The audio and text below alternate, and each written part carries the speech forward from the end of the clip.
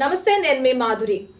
మీరు పైన థంబ్‌నెయిల్ చూసి అస్సలు దీన్ని జడ్జ్ చేయకండి. ఎందుకు అంటే మనకి ధన్వంతరి మెడిసిన్స్ కనిపెట్టిన నాటి నుంచి జపాలు, మనకి యోగాలు ఇవన్నీ కూడా మనం చూస్తూనే ఉన్నాం. కాకపోతే ఇవన్నీ కూడాను మనకి ఒక హీలింగ్ పవర్ని మనలో మనం పెంచుకోవటం వల్ల మన హెల్త్ని కూడా కాపాడుకోవచ్చు. మనకి యూనివర్స్ చాలా ఇస్తుంది అని మనకి తెలుసు.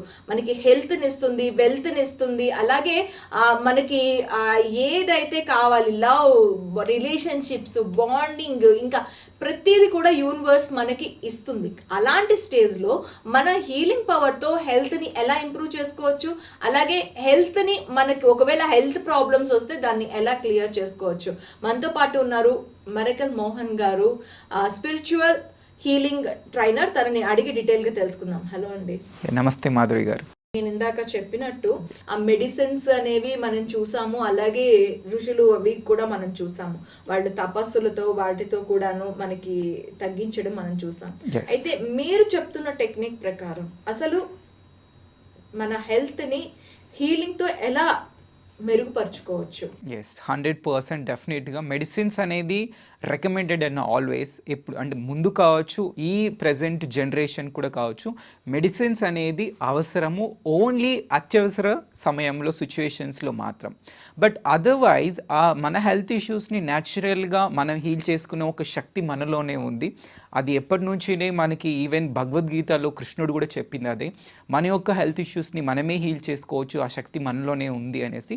కాకపోతే ఏమవుతుందంటే ఈ మధ్యకాలంలో చాలామంది భయపడిపోయి ఇలా స్పిరిచువల్గా ఏది సాధన చేయకుండా, బీట్ మెడిటేషన్ కావచ్చు, అండ్ మన మనసుని శుద్ధి చేసుకోవడంలో, మన ఆలోచనలు కావచ్చు, మన యొక్క ఎమోషన్స్, వీటిని గురించి స్టడీ చేయకుండా వెంటనే మందులు వేసుకుంటున్నారు.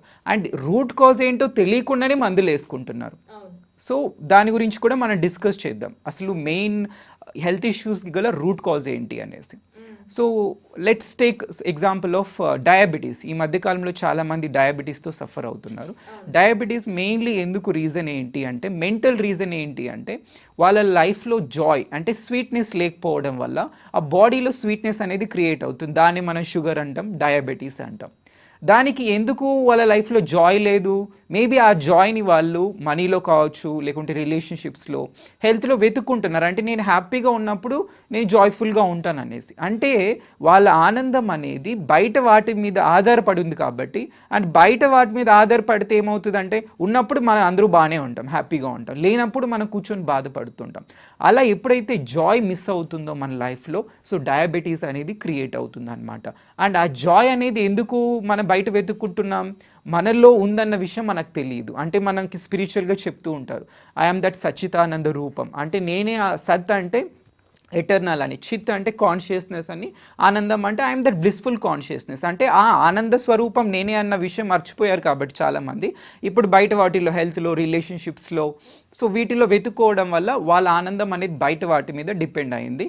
అలా డిపెండ్ అవ్వడం వల్ల ఎటర్నల్గా వాళ్ళు జాయ్ఫుల్గా ఉండలేకపోతున్నారు. కాకపోతే మీ హీలింగ్ పవర్తో డయాబెటీస్ని తగ్గిస్తారా, డయాబెటీస్ లేకుండా చేస్తారా, అసలు డయాబెటీస్ని కంట్రోల్ చేస్తారా, అసలు ఏం చేస్తారు మీ technique? Yes, very good question. ఏంటంటే 100% పర్మనెంట్గా హీల్ చేసుకోవచ్చు. ఏంటి అంటే కంట్రోల్ చేయడం, మేనేజ్ చేయడం కాదు, 100% పర్మనెంట్గా హీల్ చేసుకోవచ్చు. ఎలా అంటే దీనికి ఒక సైంటిఫిక్ రీసెర్చ్ కూడా చేశారనమాట. దీన్ని ఏంటంటే ఎపిజెనెటిక్స్ అంటే జెనెటిక్ పరంగా వచ్చిన హెల్త్ ఇష్యూస్ని కూడా మనం హీల్ చేసుకునే ఒక గొప్ప రీసెర్చ్ అనమాట. డాక్టర్ బ్రూస్ లిప్టన్ అనే ఆయన 40 years రీసెర్చ్ చేసి ఆయన ప్రూవ్ చేసింది ఏంటి అంటే, మన యొక్క ఆలోచనలు, మన యొక్క భావాలు, బిలీఫ్ సిస్టమ్ను ఎనర్జీ చేంజ్ చేసుకున్నప్పుడు మన ఒక బాడీ సెల్స్ కూడా మారుతుంది అని చెప్పారు.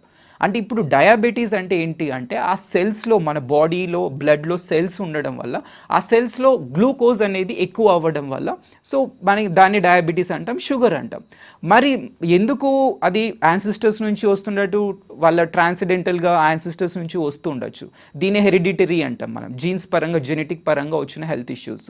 కాకపోతే ఈ ఎపిజెనెటిక్స్ అంటే జీన్స్కి మించిన ఏదో ఇంకొక శక్తి ఉంది. అదే ఏంటి అంటే, మనం ఎప్పుడైతే మన యొక్క ఎనర్జీని, మన యొక్క యొక్క ఎనర్జీ బిలీఫ్ సిస్టమ్ని, మన యొక్క నెగిటివ్ ఆలోచనలు చేంజ్ చేసుకుంటే ఆటోమేటిక్గా ఈవెన్ మన సెల్యులార్ స్ట్రక్చర్ కూడా చేంజ్ అవుతుంది, బాడీ కెమిస్ట్రీ కూడా చేంజ్ అవుతుంది. దీనికి ఆయన సింపుల్ స్టేట్మెంట్ చెప్పారనమాట. ఎపిజెనెటిక్స్ అనేదాన్ని ఒక సింపుల్ స్టేట్మెంట్లో, the moment you change your perception is the moment you rewrite the chemistry of your body. అంటే మన ఆలోచన విధానం మారిన తక్షణమే మన యొక్క బాడీ కెమిస్ట్రీ కూడా చేంజ్ అవుతుంది. సో అంత పవర్ మన మైండ్కి ఉంది. ఈవెన్ లా ఆఫ్ అట్రాక్షన్ ఈ మధ్యకాలంలో చాలామంది తెలుసు అన్నమాట. సో లా ఆఫ్ అట్రాక్షన్ అంటే ఏంటి? ఇంటర్నల్గా మనం చేంజ్ చేసుకుంటే, మన యొక్క ఆలోచనలు, మన యొక్క వైబ్రేషన్, మన యొక్క ఎనర్జీ చేంజ్ చేసుకుంటే ఈవెన్ బయట కూడా మార్పు తీసుకురావచ్చు. బయటే మనం మార్పు తీసుకొచ్చినప్పుడు బాడీలో మార్పు తీసుకురాలేమా? So this is a question to audience. ఆ టెక్నిక్ ఏంటంటే, ఎస్. సో నౌ మనం టెక్నిక్ గురించి మాట్లాడుకుందాం. సో ఇప్పుడు ఒక సింపుల్ క్వశ్చన్, ఈవెన్ ఆడియన్స్ కూడా ఎవరైతే చూస్తున్నారో ఈ పర్టికులర్ ఎపిసోడ్, మన బాడీని సరిగ్గా అంటే హెల్తీగా ఉంచుకోవడం కోసం, ఆరోగ్యంగా ఉంచుకోవడం కోసం మనం ఏంటి? స్నానం చేస్తాం, మంచి ఫుడ్ తీసుకుంటాం, యోగా చేస్తాం, లేకుంటే వ్యాయామాలు చేస్తాం. కానీ మెంటల్గా మనము హెల్తీగా ఉండటం కోసం ఏమేం చేస్తున్నాం? మేబీ కొంతమంది మెడిటేషన్ అలా మేము చేస్తున్నామని చెప్తారు. అండ్ ఎమోషనల్గా హెల్తీగా ఉండటం కోసం ఏం చేస్తున్నారు అంటే మనలో ఉన్న నెగిటివ్ భావోద్వేగాలు, కోపము, ఫ్రస్ట్రేషను, అసూయ, ఇవన్నీ పోవడానికి మనం ఏం చేస్తున్నాము? ఫిజికల్గా అయితే అందరూ చేస్తున్నారు, కానీ మెంటల్గా హెల్తీగా ఉండటం కోసం, ఎమోషనల్గా హెల్తీగా ఉండటం కోసం, స్పిరిచువల్గా హెల్తీగా ఉండటం కోసం ఎవరు చేయట్లేదు. నేను ఇదే క్వశ్చన్స్ ఈవెన్ ఆడియన్స్ కూడా కమెంట్ బాక్స్లో రాయొచ్చు అనమాట. ఏంటి అంటే ఏం చేస్తున్నారు అన్నది మనం క్వశ్చన్ మనం వేసుకుంటే 100% అందరూ ఏం చెప్తారంటే నో, ఏం చేయట్లేదు. ఏం చేయకుండానే మళ్ళీ హీల్ అయిపోవాలి అని అనుకుంటున్నాం. సో హీల్ అవ్వదు. కానీ ఇదేంటి? ఇవి మనం తెలుసుకోవాలి, దీన్ని అర్థం చేసుకోవాలి అని చాలామంది ఇంత ఓపిక, పేషెన్స్ ఉండదు. కాబట్టి ఏం చేస్తారు? వెంటనే క్విక్ అనేసి మెడిసిన్స్ తీసుకుంటారు, లేకుంటే హాస్పిటల్కి వెళ్తారు. బట్ అవన్నీ నేను చేయొద్దని చెప్పట్లేదు. ఎప్పుడు ఓన్లీ ఎమర్జెన్సీ కేసెస్లో మనకు అది అవసరం ఉంటుంది. బట్ అదర్వైజ్ ఈ సాధన మనం చేసుకుంటూ ఉంటే ఎమర్జెన్సీ అనేది క్రియేట్ అవ్వదు. సో ఇది ఏంటి అంటే, ఈవెన్ దో ఇది రెగ్యులర్గా మనం చేసినట్లయితే, ఇప్పుడు ఎలా అయితే డైలీ ట్యాబ్లెట్స్ తీసుకుంటామో, ఒక 30 minutes నుంచి మనం ఒక ప్రాక్టీస్ చేసినట్లయితే ఇలా మెంటల్గా, ఎమోషనల్గా అండ్ ఫిజికల్గా మనం శుద్ధి చేసుకోవడానికి, దీనే అంతర్శుద్ధి అంటాం. ఇలా మనల్ని శుద్ధి చేసుకోవడం వల్ల, అంటే మనలో ఉన్న నెగిటివ్ ఆలోచనలు, నెగిటివ్ ఎమోషన్స్ ఇవి ఎప్పుడైతే రిలీజ్ చేసుకుంటామో డెఫినెట్గా హీలింగ్ అనేది వితిన్ 30 days నుంచి 90 days లోపలే చాలామంది మా స్టూడెంట్స్ హీల్ ఆల్రెడీ చేసుకున్న వాళ్ళు ఉన్నారు. ఓకే, దీని టెక్నిక్ చెప్తారా మరి? ఇప్పుడు బాడీకి అయితే శుద్ధి చేసుకోవడానికి మంచి ఫుడ్ తినాలి, స్నానం చేయాలి, ఎక్సర్సైజ్ చేయాలి చెప్పారు. మళ్ళీ మానసికంగా మనకి మెంటల్గా, ఎమోషనల్గా మనకి గైడెడ్ మెడిటేషన్స్ అనేది కూడా కొన్ని ఉంటుంది అనమాట. అండ్ ఎమోషనల్గా మనల్ని హీల్ చేసుకోవడానికి ఈ ఇన్నర్ చైల్డ్ బ్లాక్స్ అనేది ఉంటాయి చైల్డ్హుడ్లో. ఇప్పుడు నేను చెప్పాను కదా, ఆనందంగా ఉండలేకపోతారు చాలామంది. అప్పుడు బాడీలో స్వీట్నెస్ అనేది లేకపోవడం వల్ల అది బాడీలోనే క్రియేట్ చేసుకుంటుంది. దేనికైతే అది దొరకదో బయట నుంచి, అది ఏం చేస్తుంది అంటే లోపలే క్రియేట్ చేసుకుంటుంది. ఈవెన్ స్వీట్నెస్ కూడా, షుగర్ కూడా అలా బాడీలో క్రియేట్ అవుతుంది అనమాట. అండ్ దీనికి చైల్డ్హుడ్ బ్లాకేజెస్ కూడా మనకు కొన్ని ఉంటుంది. చిన్నప్పుడు మనము ఆడుకోవాలన్నప్పుడు ఆడుకోకూడదు, నువ్వు ఓన్లీ చదువుకోవాలి అలా చెప్పడం ఏమవుతుందంటే ఆడుకోవడం తప్పు, ఆనందంగా ఉండడం తప్పు అనే భావన చిన్నప్పుడు మనం అలా లిమిటింగ్ బిలీఫ్ మన మైండ్లో పెట్టుకుంటాం. దానివల్ల ఏమవుతుందంటే పెద్ద అయిన తర్వాత కూడా ఓకే ఆడుకోవడం తప్పేమో, ఆడుకుంటే టైం వేస్ట్ అవుతుందేమో అనేసి అలా మన యొక్క ఆనందాన్ని, మన యొక్క ఆ న్యాచురల్ స్టేట్ అంటే ఏంటి, ఆ ప్లేఫుల్నెస్ అనేది మనం చాలామంది కోల్పోయాం. అలా కోల్పోయి ఇప్పుడు ఏమంటే రోబోటిక్గా తయారం. ఎంతసేపు వర్క్, ఇంకా ఆఫీస్కి వెళ్ళడం, మళ్ళీ ఇంటికి రావడం, లేదా టీవీ న్యూస్ చూడడం, ఇంకా తినడం, పడుకోవడం, ఇలా రొటీన్ అయిపోయింది. కానీ యాక్చువల్గా మన సహజ సిద్ధమైన స్థితి ఏంటి, మన న్యాచురల్ స్టేట్ ఏంటి, జాయ్ఫుల్గా, ప్లేఫుల్గా అండ్ చీర్ఫుల్గా ఉండటం అనే విషయం చాలామంది మర్చిపోయారు. సో దీనివల్లనే డయాబెటీస్ అనేది క్రియేట్ అవుతుందని 100% ఈవెన్ సైన్స్ కూడా ప్రూవ్ చేసింది.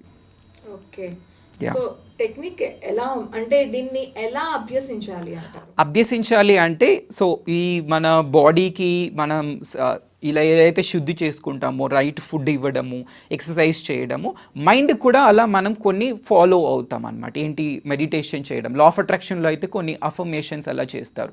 బట్ ఇంకా డెప్త్గా వెళ్తాం అనమాట. ఓన్లీ కాన్షియస్ లెవెల్లో మనం అఫర్మేషన్ చెప్తున్నాం, బట్ సబ్ కాన్షియస్ మైండ్లో యాక్చువల్గా ఎలాంటి లిమిటింగ్ థాట్స్ ఉన్నాయి, నెగిటివ్ ఆలోచనలు ఉన్నాయి అనేసి మనం కొంచెం సెల్ఫ్ రిఫ్లెక్షన్ చేయడము, మనం టైం తీసుకోవాలి. First thing, that is the first and foremost thing in order to heal. న్యాచురల్గా మనం హీల్ చేసుకోవాలి అంటే అండ్ ఎమోషన్స్ అంటే నెగిటివ్ ఎమోషన్స్ ఏవైతే ఉన్నాయో ఫస్ట్ థింగ్ ఆ నెగిటివ్ ఎమోషన్స్ అన్ని ఎక్కడి నుంచి వస్తున్నాయనేది కూడా మనము ఇంట్రోస్పెక్ట్ చేయాలి. అందుకే మనకు ఒక మెంటర్ అవసరం.